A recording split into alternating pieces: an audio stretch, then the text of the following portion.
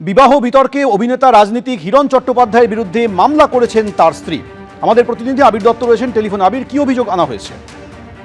দেখো, আমরা জানি যে লিখিত অভিযোগ করা হয়েছিল হিরণময় চট্টোপাধ্যায় খড়গপুরের এমএলএ এবং যিনি 33 নম্বর ওয়ার্ডের খড়গপুর মিউনিসিপ্যালিটির তিনি কাউন্সিলরও, এবং তার বিরুদ্ধে অভিযোগ এনেছিলেন অনিন্দিতা চট্টোপাধ্যায়। এবং তার যেটা অভিযোগ যে তাদের বিয়ে হওয়া সত্ত্বেও তিনি দ্বিতীয়বার বিয়ে করেছেন, এই মর্মে তিনি যে অভিযোগ করেছেন আনন্দপুর থানায়, সেই অভিযোগের ভিত্তিতে ইতিমধ্যে এফআইআর রেজিস্টার হয়েছে। এবং যেটা জানা যাচ্ছে যে আমি নজরতো ধারায় এফআইআর রেজিস্টার হয়েছে, যেটা পুলিশ সূত্র থেকে জানা যাচ্ছে যে বিএনএস এর 82 ক্লজ 1 এছাড়াও 85 এবং 54 ধারা, এই 3টি ধারাতে মামলা রুজু করা হয়েছে। এবং এই যে লিখিত অভিযোগ হয়েছে, সেই লিখিত অভিযোগে শুধুমাত্র হিরণময় চট্টোপাধ্যায় বা হিরণ চট্টোপাধ্যায় শুধু তারই নাম নয়, সঙ্গে সঙ্গে ঋতিকা গিরি নামে মহিলারও নাম কিন্তু এখানে দেওয়া হয়েছে।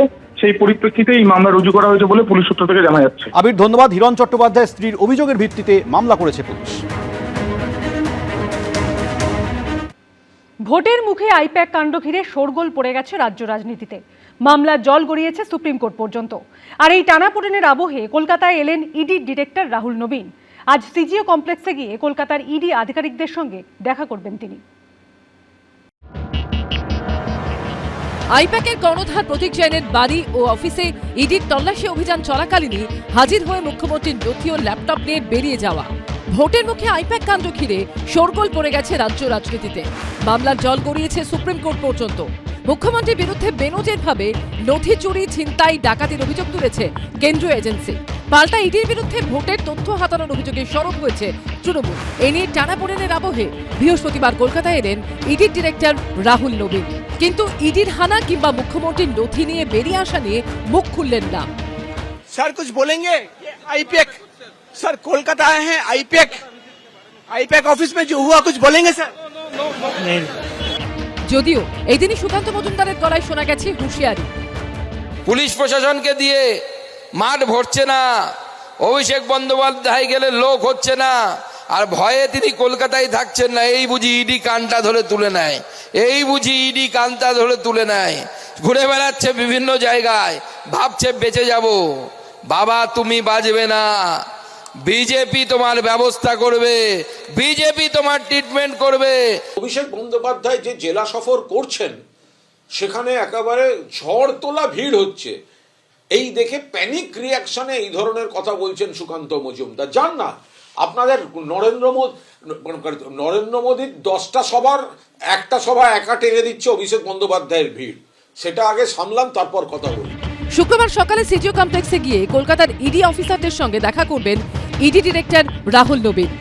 8ই জানুয়ারি সল্টলেকে সেক্টর 5-এ আইপ্যাকের অফিস ও লাউডন স্ট্রিটে প্রতীক জৈনের বাড়িতে তল্লাশির সময় কলকাতার যে ইডি আধিকারিকরা ছিলেন তাদের সঙ্গে কথা বলবেন তিনি। 8ই জানুয়ারি অভিযানে দিল্লির কয়েকজন অফিসার ছিলেন। সূত্রের খবর, তাদের সঙ্গে ইতিমধ্যেই আলাদা আলাদা করে কথা বলেছেন ইডি ডিরেক্টর। সূত্রের খবর, রাহুল নবীন তাদের যথাযথভাবে কয়লা পাচার মামলার তদন্ত চালিয়ে যেতে বলেছেন। প্রকাশ সিনহা ও কৃষ্ণেন্দু অধিকারীর রিপোর্ট, এবিপি আনন্দ। ছবির প্রদর্শনী নিয়ে সিবিআই হয়েছিল। লাঞ্ছিত, অপমানিত হয়েছে বলে আর প্রদর্শনী করি না। আন্তর্জাতিক কলকাতা বইমেলার উদ্বোধনে বললেন মুখ্যমন্ত্রী মমতা বন্দ্যোপাধ্যায়। উদ্বোধনী মঞ্চ থেকেই নিশানা করলেন নির্বাচন কমিশন এবং কেন্দ্রকে। পাল্টা জবাব দিয়েছে বিজেপি। আগামী বছর 50তম বইমেলা উপলক্ষে বই তীর্থ তৈরির জন্য 10 কোটি টাকা বরাদ্দ করল সরকার। দুটো এক্সিবিশন করেছিলাম, তার জন্য আমার বিরুদ্ধে সিবিআইও হয়েছিল। লাঞ্ছিত মনে হয়েছে, অপমানিত মনে হয়েছে। একটা সময় মুখ্যমন্ত্রীর আঁকা ছবি নিয়ে নানা অভিযোগ তুলেছে বিরোধীরা। একাধিক ভোটের আগে এই ইস্যুতে তুঙ্গে উঠেছে তরজা। ছবি বিক্রি থেকে তৃণমূলের আয় জানতে চেয়ে 2015 সালে সিবিআই তৃণমূল ভবনে নোটিশ অবধি পাঠিয়েছিল। বৃহস্পতিবার বইমেলার উদ্বোধনে তা নিয়ে মুখ খুললেন মমতা বন্দ্যোপাধ্যায়। দুটো এক্সিবিশন করেছিলাম, তার জন্য আমার বিরুদ্ধে সিবিআইও হয়েছিল। তাও আমি 1 পয়সা আমার জন্য নিইনি, টোটালটাই দিয়ে দিয়েছিলাম এনজিওসদের, স্প্যাস্টিক সোসাইটিকে অথবা গভর্নমেন্টকে গরিব লোকেদের সাহায্য করার জন্য। তাতেও তারপর থেকে আমার নিজের প্রতি নিজের একটা লাঞ্ছিত মনে হয়েছে, অপমানিত মনে হয়েছে, অসম্মানিত হয়েছে। এই মন্তব্যের প্রেক্ষিতে বৃহস্পতিবারও ছবি নিয়ে মুখ্যমন্ত্রীকে নিশানা করেছে বিরোধীরা। আপনি বলুন তো, আপনি কি ধরনের আর্টিস্ট? আপনার ছবি 1,75,00,000 টাকায় সুদীপ্ত সেন আর গৌতম কুণ্ডু কিনেছিল। 1,75,00,000 টাকায় আপনি কত বড় শিল্পী। হর্ষ নেওটিয়া আপনার ছবি কিনেছে, সঞ্জয় বুধিয়া আপনার ছবি কিনেছে, মৈয়াং জালান আপনার ছবি কিনেছে, 1 কোটি টাকা করে ছবির দাম ছিল। অতএব মুখ্যমন্ত্রীর এসব কথা সিরিয়াসলি না নেওয়াই ভালো। ওনার ছবি 1,86,00,000। তারপর ওটা তো আসলে তোলাবাজির নামান্তর। এই টাকাটার বিনিময়ে কি কি পাবে? যারা দিয়েছে টাকা, তারা টাকা দিয়েছে বিনিময়ে পাওয়ার জন্য। কার্যত সরকারকে সামনে রেখে তোলাবাজির একটা ব্যবস্থা। ছবি আঁকুন, ভালো করে ছবি আঁকুন। বিধানসভা ভোটের ঠিক আগে এসআইআর নিয়েও চাপানোতর চলছেই। বইমেলার উদ্বোধনী মঞ্চ থেকে তা নিয়েও নির্বাচন কমিশনকে আক্রমণ করেন মুখ্যমন্ত্রী। আগে নিয়ম ছিল ইলেকশন কমিশন না, জনগণ নির্ধারিত করতেন কে আসবে কে না আসবে। এখন ইলেকশন কমিশন ভোটের আগেই ঠিক করে দিচ্ছেন কাকে নিয়ে আসবেন, মানে মানুষের গণতান্ত্রিক অধিকার হরণ করে। এটা হতে পারে না। এটা কিন্তু সবাই প্রতিবাদ করবেন। মনে রাখবেন, আমার ঘরে আগুন লাগেনি বলে আমার পাশের বাড়িতে লেগেছে, আমি চুপ থাকতে পারি না। আমার পাড়া প্রতিবেশী যদি সুখে না থাকে, আমিও সুখে থাকতে পারি না। এটা মাথায় রাখবেন। যে সমস্ত এমএলএরা মনে করছেন যে তাদের নামটা সর্বভারতীয় তৃণমূল কংগ্রেসের ভোটার লিস্ট থেকে কাঁচি হয়ে যেতে পারে, তারা, তাদের অনুগামীরা ব্যাপকভাবে কবিতার বই কিনবেন। এগুলো হয়। এটা পশ্চিমবঙ্গে কোনো নতুন কিছু নয়। বইমেলার উদ্বোধনে মুখ্যমন্ত্রী জানান, এসআইআর নিয়ে 26টি কবিতা লিখেছেন তিনি। সেই কবিতার বই সহ এদিন মুখ্যমন্ত্রীর 6টি বই প্রকাশিত হয়। এবারের বইমেলায় থিম কান্ট্রি আর্জেন্টিনা, যোগ দিয়েছে চীন সহ 20টি দেশ, তবে নেই আমেরিকা ও বাংলাদেশ। এবছর কলকাতা বইমেলার 50তম বছর। সেই উপলক্ষে মেলা প্রাঙ্গণে বই তীর্থ তৈরির প্রস্তাবে সম্মতি দিয়ে 10 কোটি টাকা বরাদ্দ করেছেন মুখ্যমন্ত্রী। মেলায় রয়েছে 1100টি স্টল। গিল্ডের হিসেব, গতবার এসেছিলেন 27 লক্ষ বইপ্রেমী, বিক্রি হয়েছিল 23 কোটি টাকার। গিল্ড কর্তাদের আশা এবার সেই অঙ্ক ছাড়িয়ে যাবে। মেলা চলবে 3রা ফেব্রুয়ারি পর্যন্ত।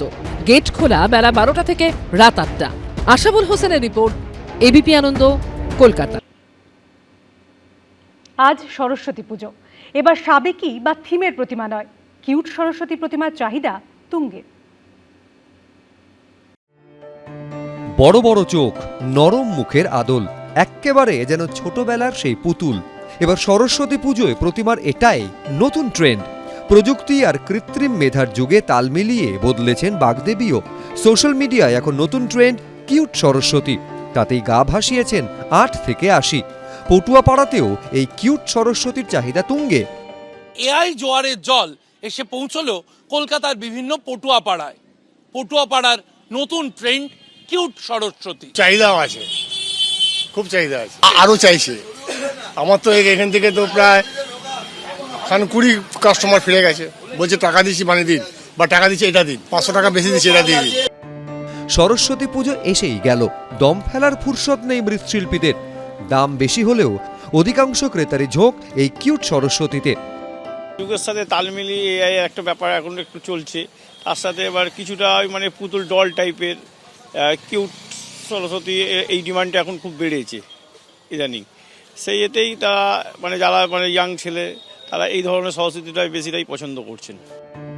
ভক্তি, রীতি, সাবেকিয়ানার সঙ্গে আধুনিকতার মিশেলে এই কিউট প্রতিমা এবার সরস্বতী পুজোর বাড়তি আকর্ষণ।